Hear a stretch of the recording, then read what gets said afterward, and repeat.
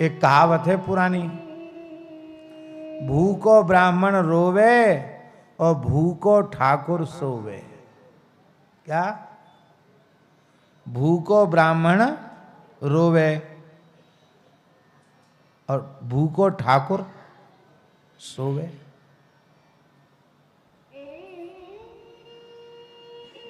एक कहावत है, भूको ब्राह्मण सिंह समान।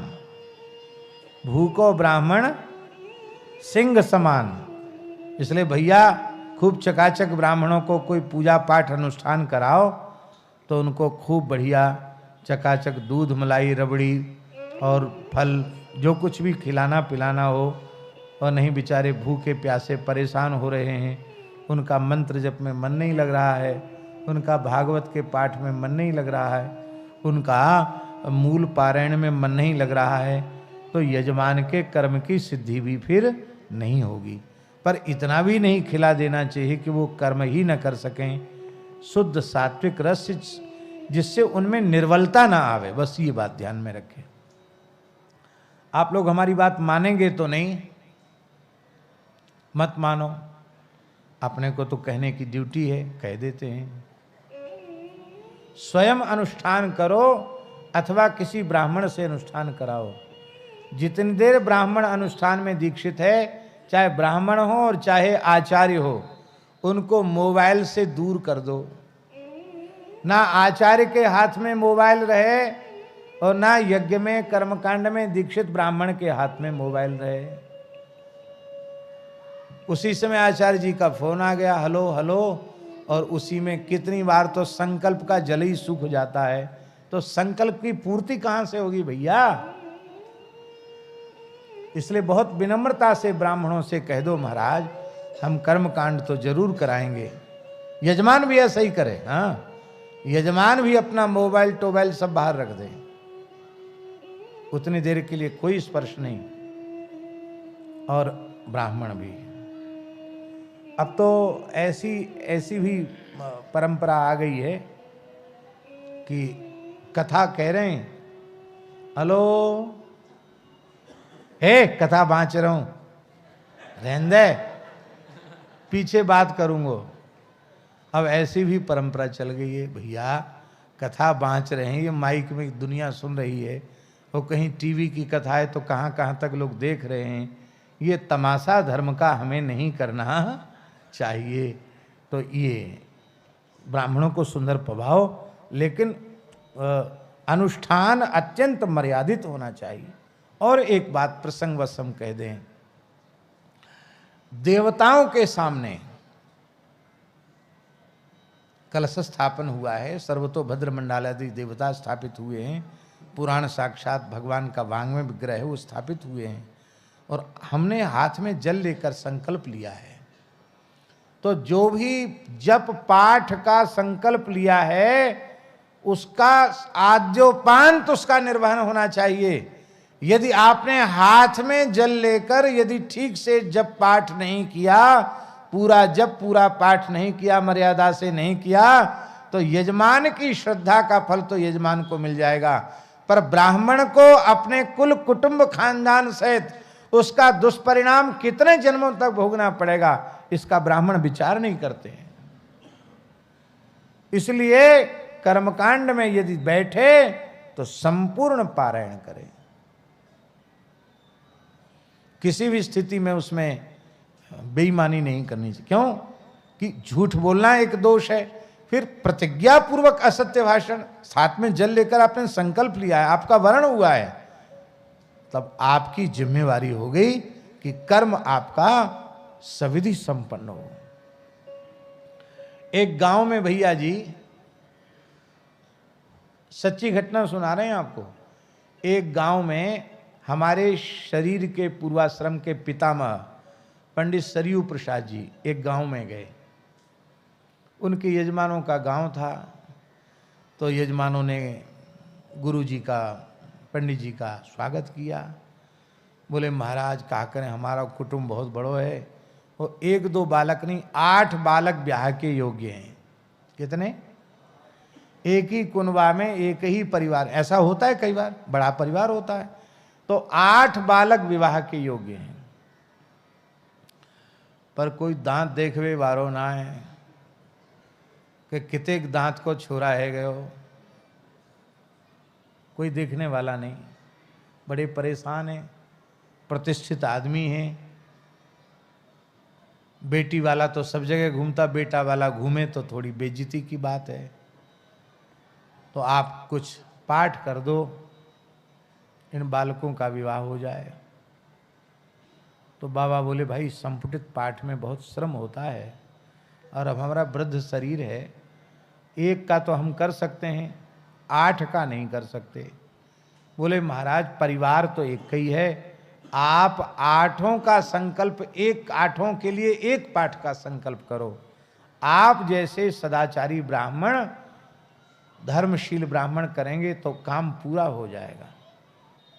तो नवरात्रि का अवसर था और उन्होंने अकेले ने 8 बालकों के विवाह का संकल्प लेकर के दुर्गा सप्तशती का पाठ किया। पत्नीम मनोरमाम देहि मनोवृत्तानुसारिणीम तारिणीम दुर्ग संसार सागरस्य कुलोद्भवाम, इसका संपुट लगा करके पाठ किया। आप आश्चर्य मानेंगे, विवाह की लग्न आने के चैत्र महीना में तो पाठ किया गया और 4 महीने के भीतर भीतर, माने विवाह की लग्न समाप्त हो उसके पहले पहले 8 के ब्याह गए। कभी जीवन में कोई अनुष्ठान उनका निष्फल हुआ ही नहीं, जबकि वो तो बड़े दुखी थे, कह रहे भैया ऐसा तो मैंने जीवन में किया नहीं। 8 के लिए एक पाठ, चलो भगवती सब भला करेंगी, और भला हो गया। ब्राह्मण निष्ठा पूर्वक, विश्वास पूर्वक, श्रद्धा पूर्वक, सदाचार संपन्न होकर के करे तो आज भी जितने मंत्र हैं, स्तोत्र हैं, वे अत्यंत प्रभावशाली हैं, उनका तत्काल फल सामने उपस्थित होता है। बोलो भक्तवत्सल भगवान की जय। तो भूखा ब्राह्मण और दुर्वासा जी वैसे ही, क्रोध की मात्रा इनमें थोड़ी ज्यादा है और भूखे और थे, इसलिए महाराज जी इन्होंने इतना क्रोध किया, बोले अहो असंद्र संसस्य श्रियोन्मत्तस्य पश्यत धर्म व्यतिक्रमम विष्णु रभक्तस्य समानितम मानिनः। अरे इस नृशंस क्रूर कुटिल धन के मद में मतवाले राजा का धर्म के विरुद्ध आचरण देखो तो सही, इसमें विष्णु भक्ति की गंध भी नहीं है। ये अपने को बड़ा भारी वैष्णव मानता है, भक्त मानता है। मेरे जैसे अतिथि को निमंत्रित करके इसने व्रत का पारण किया है। अदत्वा भुक्तवांस तस्य सद्यस्ते दर्शय फलम, मैं उसका मजा अभी चखा देता हूं, अभी फल दे देता हूं। ऐसा कह करके क्रोध में भरे हुए दुर्वासा जी ने अपनी जटा उखाड़ ली और काला नल के समान, कालाग्नि के समान वो भयंकर जटा जैसे ही धरती पर पटकी, उससे भयंकर कृत्या उत्पन्न हो गई। और उस कृत्या, वो कालाग्नि, उसके पैरों की धमक से धरती कांप रही थी। लेकिन धन्य है भक्तराज अम्बरीश वहां से हिले नहीं, सिर झुकाकर खड़े रहे। न चचाल पदान नृप, एक पैर भी डिगे नहीं। मन में सोचने लगे भगवान कितने करुणामय हैं। ये शरीर एक ऋषि का, ब्राह्मण का अपराधी हो गया, लगता है ये पापयुक्त अपराध युक्त देह भगवत सेवा के योग्य नहीं है। इसलिए भगवान इस देह को ब्राह्मण की ज्वाला में शांत करके पुनः अपनी सेवा के लिए नया देह देना चाहते हैं। प्रभु आपके सभी विधान मंगलमय हैं, हम स्वीकार करते हैं। त्राहिमाम रक्षिमाम पाहिमाम कहना तो दूर रहा, उल्टे उसको हृदय से स्वीकार कर लिया। प्राग्दिष्टम भृत्य रक्षायाम पुरुषेण महात्मना ददाह कृत्याम ताम चक्रम क्रुद्धा ही विपावकः। भृत्य रक्षायाम प्राग्दिष्टम महात्मना पुरुषेण प्राग्दृष्टम भृत्य रक्षायाम नियुक्तम ताम चक्रम ताम कृत्याम चक्रम ददाह। चक्र जो है वो भगवान ने नियुक्त कर रखा था श्री अम्बरीश जी महाराज की सुरक्षा में। भगवान सुदर्शन चक्र प्रकट हो गए। जैसे भयंकर जंगल में आग लगती है और उसमें काला विषधर नाग वो आग से घिर जाता है, भग तो सकता नहीं पर आग पर ही क्रोध करता है, पर बेचारा क्या करे, खुद ही जलकर खाक हो जाता है। जैसे दावाग्नि क्रोधी विषैले सर्प को जलाकर भस्म कर देती है, ऐसी सुदर्शन चक्र ने कालाग्नि को जलाकर खाक कर दिया। हमारा किया गया अभिचार प्रयोग निष्फल हो गया। यह देखकर श्री दुर्वासा जी महाराज वहां से भाग गए। दुर्वासा दुद्रवे भीतो दिक्षु प्राण परिप्सया, अपने प्राणों को बचाने के लिए दुर्वासा जी वहां से भागे, बड़ी तेजी से भागे। भगवान का चक्र पीछे पीछे भागा। देखो दुर्वासा जी भागते नहीं तो वहीं सुरक्षा हो जाती उनकी, पर वे सोचते थे हम तो महान योगी हैं, मन के समान हमारी गति है, पूरे ब्रह्मांड में कहीं भी हम जा सकते हैं, ये कहाँ तक हमारा पीछा करेगा, अंत में थक कर ये शांत हो जाएगा। वो नहीं समझते थे चक्र का प्रभाव। तमन्वधावत भगवद्रथांगम दावाग्निरुद्धूत शिखो यथाहिम तथा अनुशक्तम मुनिरीक्षमाणो गुह्यम विवक्षु प्रससार मेरो। मेरु पर्वत की कंदराओं में छिप गए, वहां भी नहीं छोड़ा सुदर्शन चक्र ने। दुर्वासा जी दिशा आकाश पृथ्वी अतल बितल सुतल महातल रसातल पाताल तक गए, समुद्र में गए, लोकपालों के लोक में गए, स्वर्ग में गए, पूरे जहां जहां तक उनकी गति थी सर्वत्र चले गए, पर किसी ने उनको बचाया नहीं। अंत में वह श्री ब्रह्मा जी के लोक को चले गए। देवम विरिंचिम समगात विदाता स्त्र्याहात्मयो ने जित तेजसो माम। हे ब्रह्मा जी महाराज, आप मेरे पितामह में, मैं आपका पौत्र हूं, आप मेरी रक्षा करें। ब्रह्मा जी ने कहा स्थानम मदीयम सह विश्व में तत् क्रीडावसाने द्विपरार्ध संगे भ्रूभंग मात्रेण हि संदिधिक्षो कालात्मनो यस्य तिरो भविष्यति।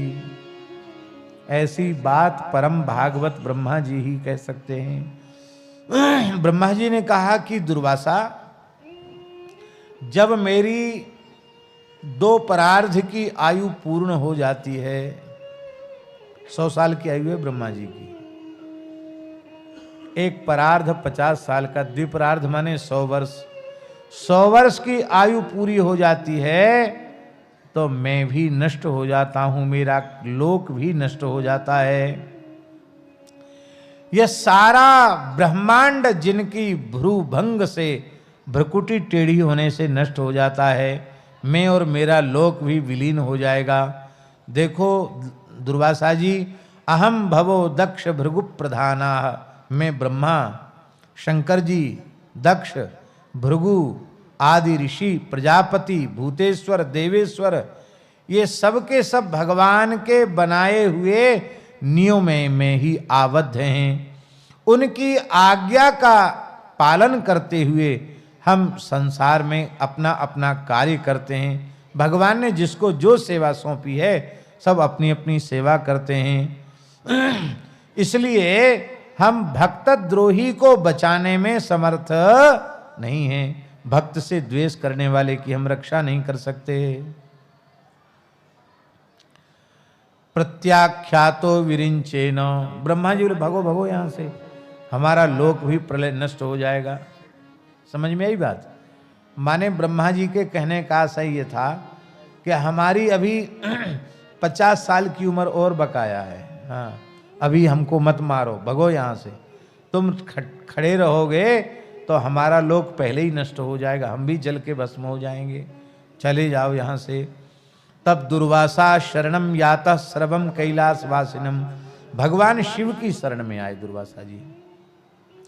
श्री रुद्र उवाच, शंकर जी ने कहा वयम न तात प्रभवाम भूमि यस्मिन् परेण्येप्यज जीवकोशा भवन्ति काले न भवन्ति हीदृशा सहस्रशो यत्र वयं भ्रमामः। दुर्वासा जी से कहा कि हे दुर्वासा जी, जिन अनंत परमेश्वर में ब्रह्मा जैसे जीव और उनके उपाधिभूत कोश इस ब्रह्मांड के समान ही अनेकों ब्रह्मांड उत्पन्न होते हैं और फिर उनकी अवधि पूर्ण हो जाती तो वे ब्रह्मांड विलीन भी हो जाते हैं और एक एक ब्रह्मांड में एक एक ब्रह्मा, एक एक रुद्र, एक एक विष्णु, ऐसे हम न जाने कितने त्रिदेव जिनकी माया में भ्रमण करते रहते हैं। इसलिए हम उन भगवान के भक्त की रक्षा करने में, भक्त के विरोधी की रक्षा करने में हम समर्थ नहीं हैं।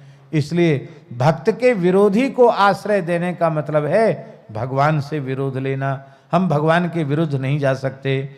देखो, मैं शिव और ये सनकादिक ऋषि, नारद जी, ब्रह्मा जी, कपिल देव, अपांतरतम, देवल, धर्म, आसुरी, मरीचि और ये सिद्धेश्वर, ये सबके सब भगवान की प्रचंड माया को नहीं जान सकते। हम सब उनकी माया के घेरे में हैं। तस्य विश्वेश्वरस्येदं शस्त्रम दुर्विषिहं हिनः तमेव शरणं याहि हरिष्टे संविधास्यति। उन विश्वेश्वर भगवान का दुर्विषय तेज वाला यह चक्र भगवान की कृपा से ही शांत हो सकता है। उन भगवान की शरण में चले जाओ, वे भगवान ही तुम्हारा कल्याण करेंगे।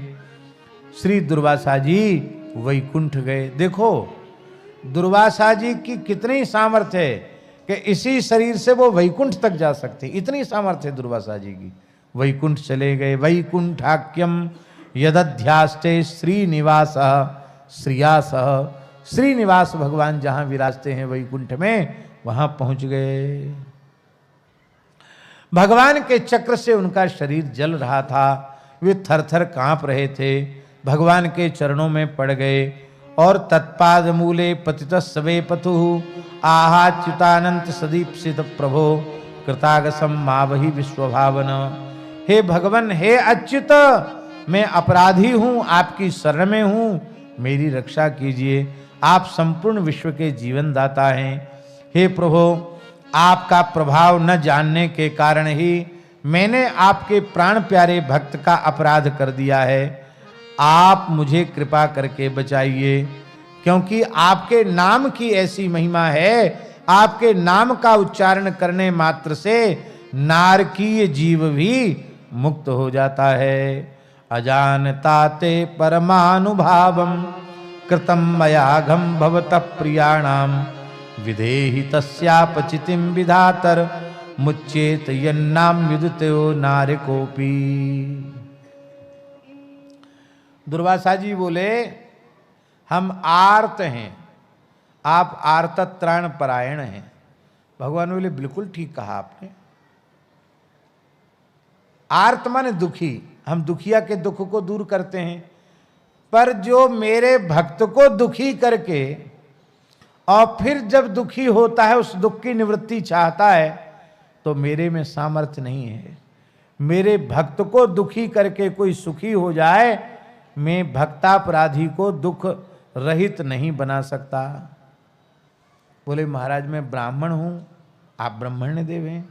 भगवान ने कहा, हम ब्रह्मण्य देव अवश्य हैं, ब्राह्मण को देवता मानते हैं, पर मेरे भक्त का सर्वनाश करने पर कोई ब्राह्मण तुल जाए तो उस ब्राह्मण का तो मैं मुख भी नहीं देखता, क्योंकि मैं भक्त वत्सल हूं। भगत बछल गुण सब ही कूटारे हैं।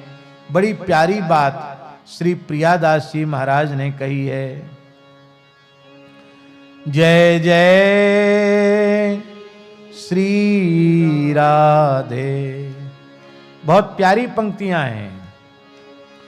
मोको अति प्यारे साधु उनकी अगाध मति। मोको अति प्यारे साधु उनकी अगाध गति। करियो अपराध तुम कैसयो कैसे जात है।